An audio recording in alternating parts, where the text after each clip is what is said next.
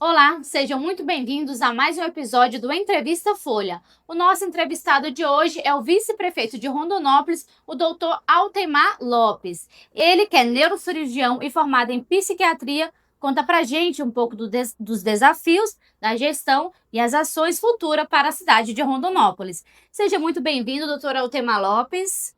Eu que agradeço pelo convite. Doutor, para começar, a gente vai falar um pouco sobre sua trajetória, então vamos começar pela trajetória, né? O senhor que tem uma carreira consolidada na medicina, né, na saúde, Sim. como neurocirurgião e psiquiatra, Uhum. e como que é essa transição? Conta pra gente um pouco como é essa transição, né, para a gestão pública, que é algo totalmente diferente, né, a política. Conta pra gente um pouco mais sobre isso. Então, eu brinco, né, que eu nunca participei de nenhuma eleição, nem para síndico do prédio, né? E a minha pretensão era ser vereador. Mas o que me levou a entrar na política? Eu acho que está acontecendo nos últimos anos um movimento de pessoas, nessa categoria que eu me incluo, de pessoas, digamos, comuns, né? Pessoas, empresários, profissionais liberais, médicos, policiais, que estão entrando na política. Por quê? Digamos assim, pelos rumos que a política nacional tem tomado, né? Pelos rumos que a gente tem percebido com relação à família, com relação à própria saúde pública, com relação a essas pautas complicadas sobre aborto, sobre ideologia de gênero. Então, assim, mas o que foi que me levou especificamente a entrar foi a situação que a nossa cidade se encontrava nos últimos anos, decorrentes da gestão passada. Então a gente não precisa pontuar, todo mundo sabia como é que estava. E uma coisa que me angustiava muito, como a minha área é a neurocirurgia, eu é que pegava os pacientes acidentados no trânsito de Rondonópolis. Quantos pacientes no hospital regional eu operei, pacientes jovens que chegavam com uma fratura na coluna, com trauma de crânio, quantos pacientes morreram, ficaram sequelados, né? Então isso foi me incomodando, me incomodando. E aí chegou num ponto que eu falei, caramba, se a gente não entrar, né, esse quadro nunca vai mudar. Então, especificamente, foi essa indignação que foi me tomando no decorrer dos anos que me fez entrar na política. Eu ia ser vereador, aí veio de última hora, uma coisa que eu não esperava, o convite para ser vice-prefeito, e estamos como vice-prefeito, e eu creio essa veia, essa vertente política na minha vida, ela veio para ficar. Eu acho que é um caminho sem volta, pelo menos eu estou entendendo dessa forma. A pessoa acaba se familiarizando, né, na política e outra, como você mesmo falou, a gente vê de fora e às vezes tem a vontade de fazer a diferença, Sim, né. sim. Então, realmente foi isso que deixa tudo mais fácil de ser resolvido. Quando você quer fazer a diferença, você entra no meio político e acaba fazendo a diferença. Então, como médico, você interfere positivamente na vida de muita gente, Sim. mas é uma coisa de formiguinha, você só consegue atender um paciente por vez. Agora, o político bem intencionado, o político que tem uma visão global, que tem uma visão um pouco mais, digamos assim, aberta sobre os problemas, ele com uma canetada, ele consegue ajudar milhares de pessoas. Então foi isso foi esse sentimento, sabe, de ajudar mais pessoas, porque assim, digamos que eu estou vivendo uma época da minha vida, estava, né, absolutamente tranquila, os meus filhos já estão criados, não dependem mais de mim, né, pessoalmente eu estava muito bem, emocionalmente, financeiramente. Então, assim, na verdade, se eu for avaliar assim, bem, de maneira bem racional, a política para mim é uma coisa ruim, porque assim, digamos que seja eu passei a trazer para mim problemas que Que eu não não tinha. teria se eu tivesse continuado na minha vida profissional como médico, atendendo meu consultório, quietinho lá, entendeu? Mas aí é o que eu volto a te falar, né? Se a gente não se colocar à disposição, esse quadro ele nunca vai mudar. Então, precisa de cada vez mais pessoas, pessoas não políticos profissionais, pessoas pessoas de todas as profissões. Se ela acha que ela consegue contribuir, ela tem que entrar, ela tem que dar o seu nome, tem que ir para cima. Ou seja, ele estava achando a vida muito tranquila, ele queria um desafio e conseguiu, né? E tem feito a diferença. Uma dessas diferenças, doutora Altemar, se o senhor pode contar um melhor para a gente, é sobre aquele repasse que juntamente com O o Max Russo, Max, isso, sim, fez lá para o Hospital Paulo de Tarso, né? sim, Que foi um repasse bastante importante para a cidade, inclusive, que é sim. o Hospital Paulo de Tarso. Conta pra gente como esse repasse vai ajudar e qual vai ser a diferença que ele vai fazer, né, para os pacientes aqui de Rondonópolis do Hospital Paulo de Tarso. Olha, o Paulo de Tarso, ele é uma joia de Rondonópolis. E assim, e as pessoas que têm familiares, que têm pacientes psiquiátricos, que já precisaram do hospital, eu tenho certeza que elas concordam comigo. A gente não tem, assim, as pessoas, digamos assim, que não têm pacientes psiquiátricos na sua família, que não conhecem essa realidade, talvez elas não tenham essa noção da importância do hospital para o estado inteiro. Então, e o Hospital Paulo de Tarso, ele é gerido de uma forma extremamente profissional, sabe? Ali não se desperdiça nenhuma dipirona. Só que o que acontece? Vocês sabem que existe um problema muito sério de financiamento na saúde pública. O SUS, o que o SUS paga, não cobre os custos. Então, as administradoras do Hospital de Paulo de Tarso, elas, de maneira extremamente corajosa, sobrevivendo de doações da comunidade, uma ajuda aqui, uma ajuda ali, elas vinham mantendo. Mas o que acontece? Houve nos últimos anos um aumento dos serviços. Por exemplo, há alguns anos atrás, não havia um plantonista lá 24 horas, hoje já tem. Hoje tem, por exemplo, residência de psiquiatria dentro do hospital. Então, Muito assim, bom. foram se agregando serviços para melhorar a qualidade do serviço, só que o repasse continuou o mesmo. Então, havia um degrau entre receita e despesa, e aí chegou num ponto, logo que a gente assumiu, as administradoras me procuraram, a gente viu os números, e aí a gente foi a campo tentar conseguir que aumentasse esse repasse. E a gente teve isso, a gente foi com o Max interferiu junto à Secretaria de Saúde do Estado, junto ao secretário de Saúde, houve uma articulação lá e a partir, se não me engano, desse mês já vai começar, o hospital já vai começar a receber esse dinheiro que vai fazer toda a diferença para esses pacientes que precisam. Olha que coisa boa. E a parceria do Estado, né, com o município é muito importante, né? Essa parceria com o deputado Max Russo foi muito importante, né? Porque é algo que vocês visualizaram que precisava de melhorias e conseguiram. E que bom, né? Parabenizo isso, porque realmente é uma ação muito incrível. Pacientes que realmente precisam de ajuda e precisam também de um olhar mais atento. E Sim, vocês tiveram esse olhar. sim.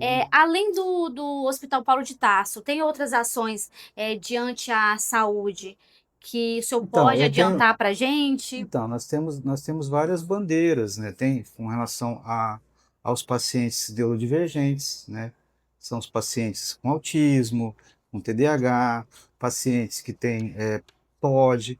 Então, assim, nós estamos iniciando uma série de discussões sobre como resolver, como dar a resposta à população com relação a esse problema, né?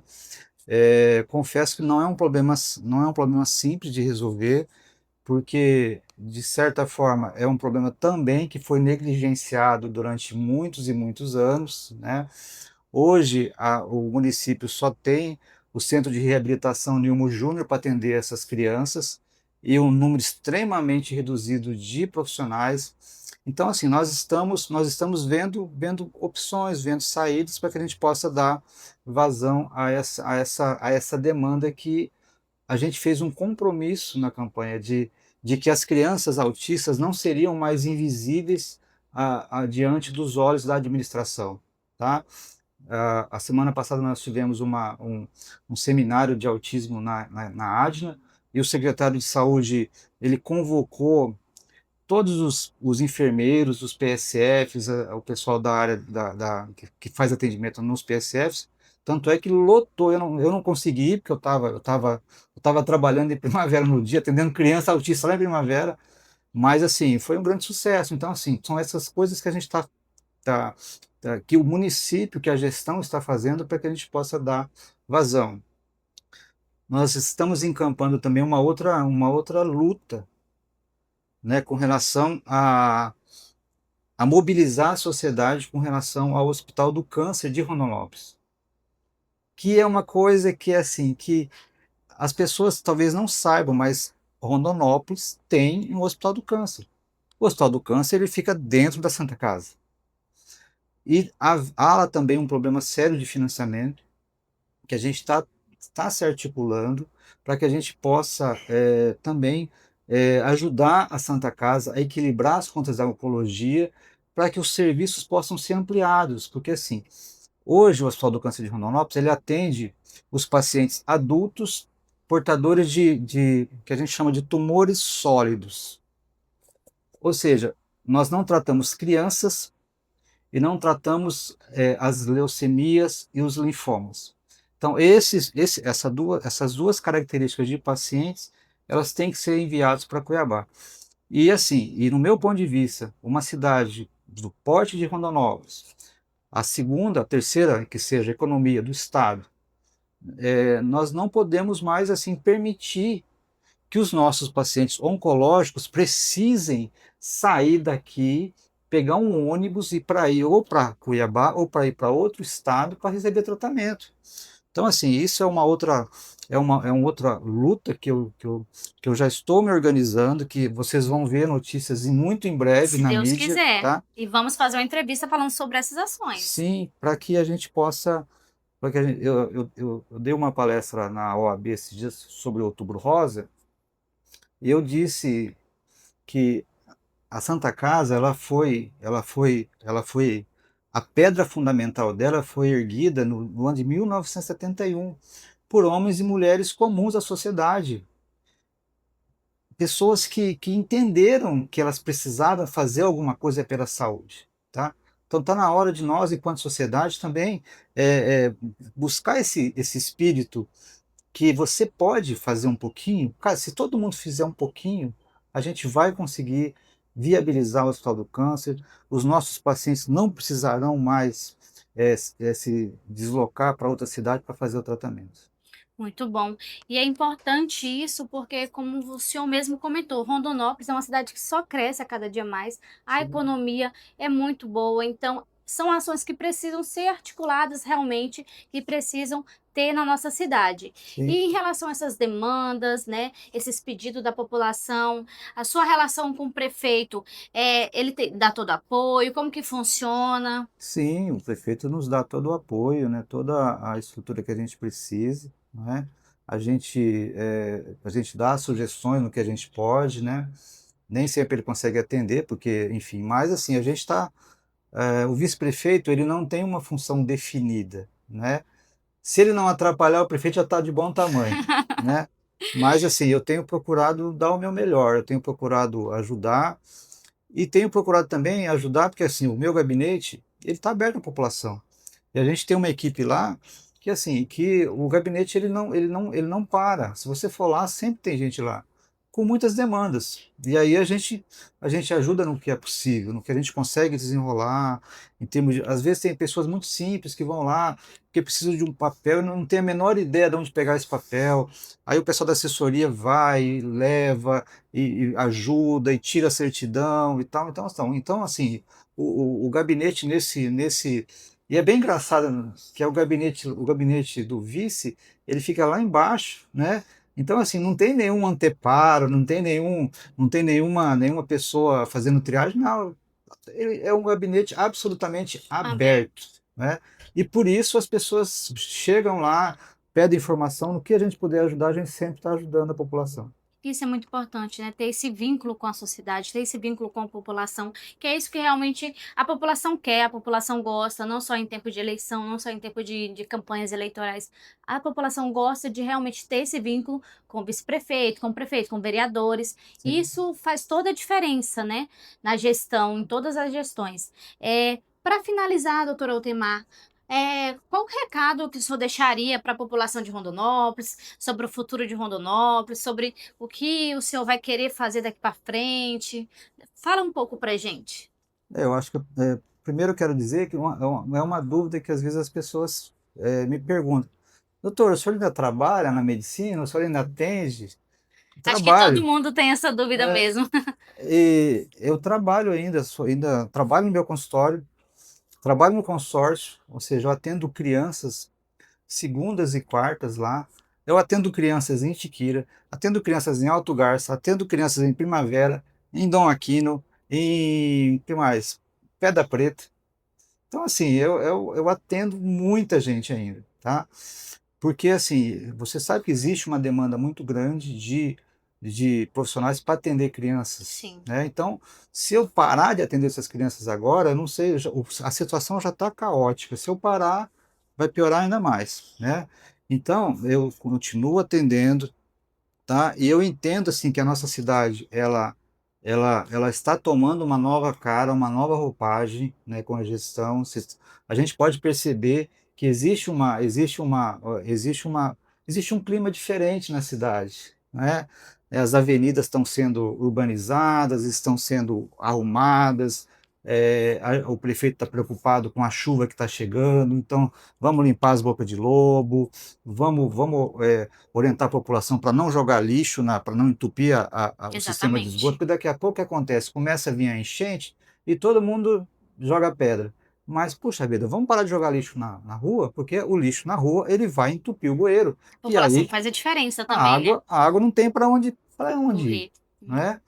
Então, nós estamos felizes, nós estamos contentes, nós estamos conseguindo dar um novo rumo para Rondonópolis. É o que o Cláudio também fala, né? Estava na hora de Rondonópolis pegar o protagonismo que ele já teve anos atrás, né? De realmente ser essa locomotiva de desenvolvimento, né? Mas o desenvolvimento que não prioriza só o grande empresário, o desenvolvimento que vai lá na ponta, né, que leva a eletricidade nos bairros, que leva o saneamento básico, que leva o posto de saúde. Então é isso que o prefeito Cláudio está tentando fazer. Então, eu só peço assim que a população ajude também, tá? Se a gente quer uma cidade mais bonita, se a gente quer uma cidade mais limpa, então, puxa vida, vamos organizar a frente da sua casa, né? Daqui a pouco vai começar a chover, vai ter o problema da dengue de novo, mas a dengue, o mosquito, ele precisa da água parada. Mas se não tiver o vasinho, se não tiver o entulho lá, ele não tem aonde se criar. Exatamente. Então, eu acho que está na hora da gente resgatar esse espírito de civilidade, não é? Que não existe, por exemplo, a praça é pública, então eu posso ir lá, eu posso quebrar uma árvore. Puxa, mas caramba, por que que a gente vai fazer isso?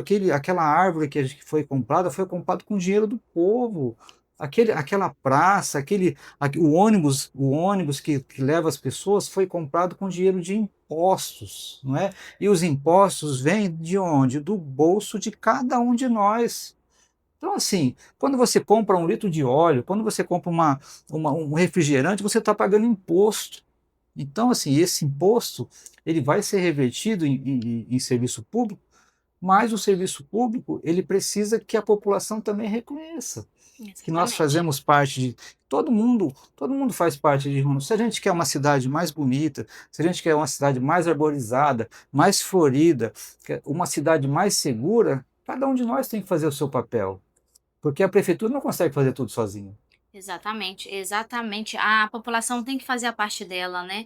O prefeito vai colocar uma praça bonita ali, árvores bonitas, mas a gente tem que fazer nosso papel, a gente tem que cuidar, tem que ajudar a cuidar também, né? Sim. Então, mais uma vez, vou agradecer o seu tempo com a gente, a sua disponibilidade de horário, atender a nossa equipe. Vai ser sempre um prazer recebê-lo aqui com a gente. Eu espero outras entrevistas futuras, né? Falando só de coisas boas, né? Tá bom. Falando de quanto a cidade melhorou, de quanto a cidade está limpa, de quanto as demandas para a saúde, né, vieram. E eu agradeço novamente. Muito obrigada pela sua presença aqui com a A gente, gente tá? que agradece. Gente, e para vocês que acompanham a nossa entrevista, todas as nossas entrevistas estão no nosso canal do YouTube. São notícias com transparência de tudo que está acontecendo na nossa cidade de Rondonópolis e em todo o estado. Para acessar essas entrevistas e outras notícias, é só acessar nosso portal www.folhaestado.com.br. Até a próxima!